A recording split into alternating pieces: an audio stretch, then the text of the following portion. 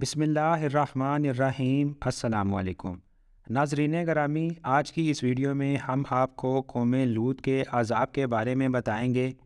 قوم لوط جنہوں نے ایسی برائی کا کام ایجاد کیا جو اس سے پہلے دنیا میں کسی قوم نے نہ کیا تھا، ایسی بدکاری جس کی مثال تاریخ میں کہیں نہیں ملتی۔ اس قوم نے ایسا کیا کام کیا اور ان کا کیا انجام ہوا؟ حضرت لوط علیہ السلام اللہ کے برگزیدہ نبی تھے۔ آپ علیہ السلام کے والد کا نام حاران تھا جو تاریخ کے بیٹے تھے۔ آپ علیہ السلام کی پیدائش عراق کے قدیم شہر اور میں ہوئی تھی۔ اس شہر میں حضرت ابراہیم علیہ السلام کا مسکن تھا۔ دراصل حضرت لوط علیہ السلام کے والد حاران حضرت ابراہیم علیہ السلام کے سگے بھائی تھے، یعنی حضرت لوط علیہ السلام حضرت ابراہیم علیہ السلام کے بھتیجے تھے۔ چونکہ حضرت لوط علیہ السلام کے والد ان کے بچپن میں ہی انتقال کر چکے تھے، لہٰذا حضرت لوط علیہ السلام کو حضرت ابراہیم علیہ السلام نے بیٹا بنا کر پالا تھا۔ حضرت لوط علیہ السلام سب سے پہلے حضرت ابراہیم علیہ السلام پر ایمان لانے والوں میں شامل تھے۔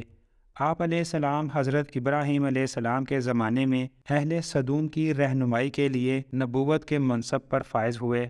حضرت لوط علیہ السلام کے بہت سارے معجزات ہیں۔ آپ علیہ السلام جس وقت بارش کے لیے دعا کرتے تو آسمان بادلوں سے بھر جاتا اور خوب بارش ہوتی۔ حضرت لوط علیہ السلام جس پتھر پر سر رکھ کر سوتے، اس پتھر پر آپ کے سر مبارک کا نشان بن جاتا۔ سدوم وہ علاقہ تھا جہاں لوط علیہ السلام مبعوث فرمائے گئے۔ سدوم کے آس پاس 5 نہایت ہی خوبصورت شہر آباد تھے، جن میں سے ہر ایک کی آبادی 1,00,000 نفوس سے زیادہ ہی تھی۔ یہ علاقے نہایت سرسبز و شاداب اور قدرت کی فیاضی کا حسین شاہکار تھے۔ یہاں باغات کی کثرت تھی، لہلہاتی کھیتیاں یہاں کی ضروریات سے کہیں زیادہ تھی۔ اردن، شام اور اسرائیل کے درمیان بسا ہوا یہ علاقہ نہایت ہی زرخیز تھا۔ وہاں طرح طرح کے اناج، پھل، میوے بکثرت پیدا ہوتے تھے، اور یہی وجہ تھی کہ آس پاس کی بستیوں کے لوگ بھی اپنی معاشی اور غذائی ضروریات کے لیے ان بستیوں کی طرف آتے تھے۔ مگر یہ بات اہل سدوم کے لوگوں کو بالکل بھی پسند نہ تھی۔ ان کے خیال میں ان بستیوں میں پیدا ہونے والے پھلوں، اناجوں اور سبزیوں پر صرف ان کا حق تھا۔ وہ نہیں چاہتے تھے کہ دوسری بستیوں کے لوگ ان علاقوں میں آئیں۔ ایک دن سدوم کے لوگ اس بات پر غور و فکر کر رہے تھے کہ باہر سے آنے والے لوگوں کو یہاں آنے سے آخر کیسے روکا جائے، کہ ابلیس ایک بزرگ کی شکل میں ان کی محفل میں آیا اور کہا، اگر تم ان سے پیچھا چھڑوانا چاہتے ہو تو میرے کہنے پر عمل کرو۔ اس اجنبی بزرگ کی بات کو لوگ بہت توجہ سے سن رہے تھے۔ ابلیس نے کہا، میں تمہیں کل بتاؤں گا۔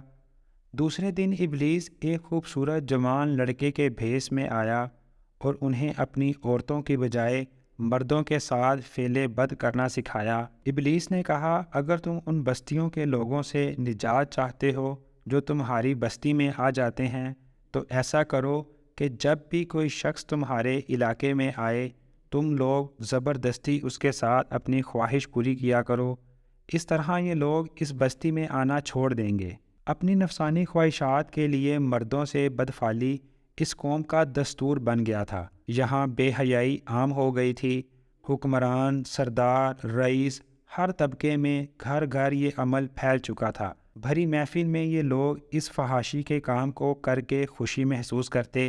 کوئی بھی محفل اس کام کے بغیر ادھوری سمجھی جاتی۔ خاص کر مسافروں میں اگر کوئی خوبصورت لڑکا ہوتا تو یہ لوگ اسے اپنی ہوس کا شکار بنا دیتے۔ تلمود میں لکھا ہے کہ اہل سدوم اپنی روزمرہ کی زندگی میں سخت ظالم، دھوکے باز اور بد معاملہ تھے۔ کوئی مسافر ان کے علاقے سے بخیریت نہ گزر سکتا، کوئی غریب ان کی بستیوں سے روٹی کا ایک ٹکڑا نہ پا سکتا تھا۔ بارہا ایسا ہوتا تھا کہ باہر کے آدمی ان کے علاقے میں پہنچ کر فاقوں سے مر جاتے، اور یہ اس کے کپڑے اتار کر اس کی لاش کو برہنہ دفن کر دیتے۔ اپنی وادی کو انہوں نے ایک باغ بنا رکھا تھا جس کا سلسلہ میلوں تک پھیلا ہوا تھا۔ اس باغ میں وہ انتہائی بے حیائی کے ساتھ علانیہ بدکاریاں کرتے۔ حضرت لوط علیہ السلام نے ان کو توحید کی دعوت دی اور بدکاری کے اس گھنونے عمل سے توبہ کرنے کا حکم دیا۔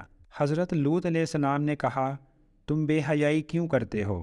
کیا تم عورتوں کو چھوڑ کر لذت حاصل کرنے کے لیے مرد کی طرف مائل ہوتے ہو؟ حقیقت یہ ہے کہ تم احمق لوگ ہو۔ حضرت لوط علیہ السلام اہل سدوم کو دن رات واعظ و نصیحت کیا کرتے، لیکن قوم پر اس کا کوئی اثر نہ ہوا، بلکہ وہ بہت ہی فخریہ انداز میں یہ کام کیا کرتے۔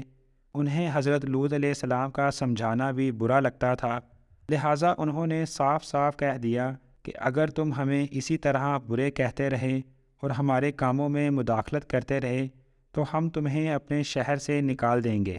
حضرت لوط علیہ السلام نے نصیحت و تبلیغ کا سلسلہ جاری رکھا، لہٰذا ایک دن اہل سدوم نے خود ہی عذاب الہی کا مطالبہ کر دیا۔ اللہ تعالیٰ نے اب تک ان کی اس بدترین فحاشی اور بدکاری کے باوجود ڈھیل دے رکھی تھی، لیکن جب انہوں نے حضرت لوط علیہ السلام سے ایک دن کہا کہ اگر تم سچے ہو تو ہم پر عذاب لے آؤ، لہٰذا ان پر عذاب الہی کا فیصلہ ہو گیا۔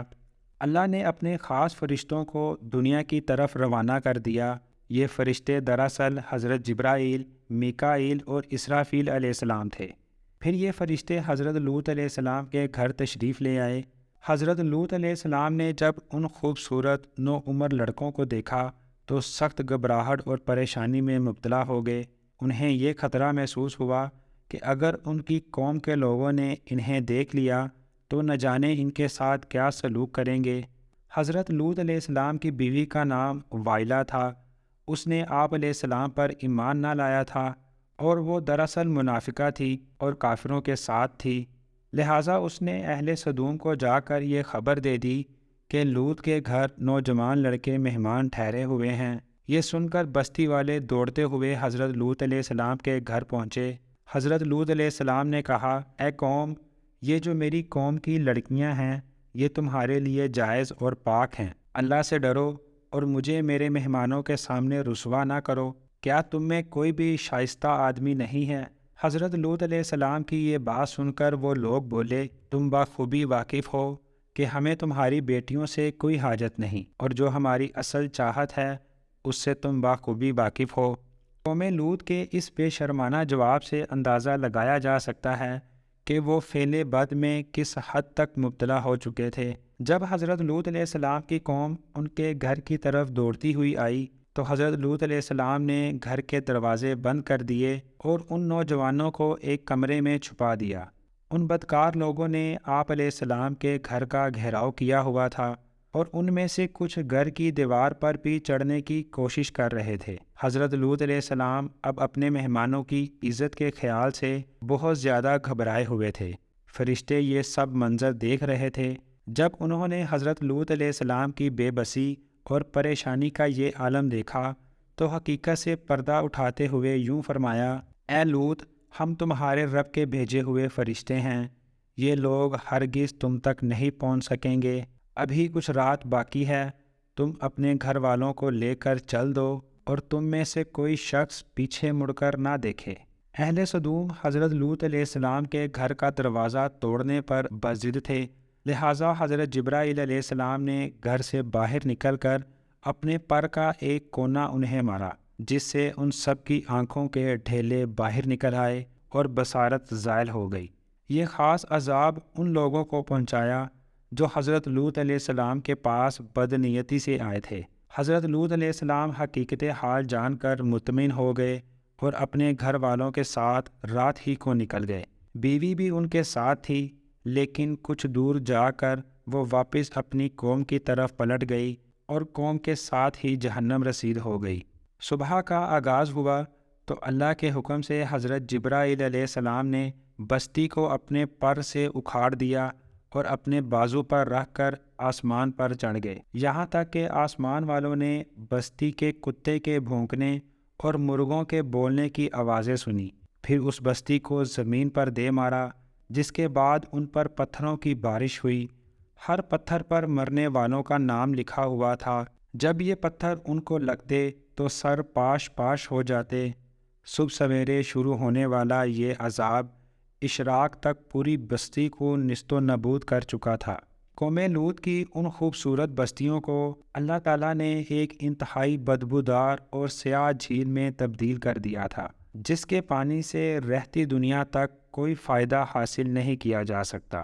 سمندر کے اس خاص حصے میں کوئی جاندار، مچھلی، مینڈک وغیرہ زندہ نہیں رہ سکتے، اس لیے اسے ڈیڈ سی یعنی بحر مردار کہا جاتا ہے، جو اسرائیل اور اردن کے درمیان واقع ہے۔